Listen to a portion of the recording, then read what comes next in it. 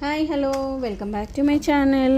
ఈరోజు మళ్ళీ మనం ఒక గ్రాండ్గా ఉండే డిజైన్ అనేది నేర్చుకుందాం ఫ్రెండ్స్. దానికోసం ఇలా 6 స్టాండ్స్ ఆఫ్ కాటన్ థ్రెడ్ అనేది తీసుకొని ఇలా మనము ముడి అనేది ఇట్లా వేసుకోవాలా. చీరకు వచ్చేసి నేను 2 ఇంచెస్ డిస్టెన్స్లో మార్క్ చేసుకున్నాను. అయితే ఇది మనం దగ్గరికి వేసుకుంటే కాస్ట్ అనేది కొంచెం ఎక్కువ అవుతుందండి. ఎక్కడైతే మనం మార్క్ చేసుకున్నామో ఆ ప్లేస్లో ఇట్లా థ్రెడ్ అనేది తీసుకొని ఫస్ట్ 2 mm ఒక రౌండ్ బీడ్ అనేది వేయాలి. తర్వాత ఇట్లాంటి ఫ్లవర్ బీడ్, మళ్ళీ ఒక 2 mm రౌండ్ బీడ్, మళ్ళీ ఒక చిన్న లీఫ్,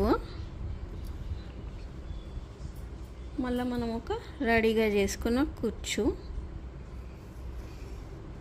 ఇప్పుడు మళ్ళీ సేమ్ ఇటు సైడ్ కూడా మనం ఒక లీఫ్ వేసుకుందాము.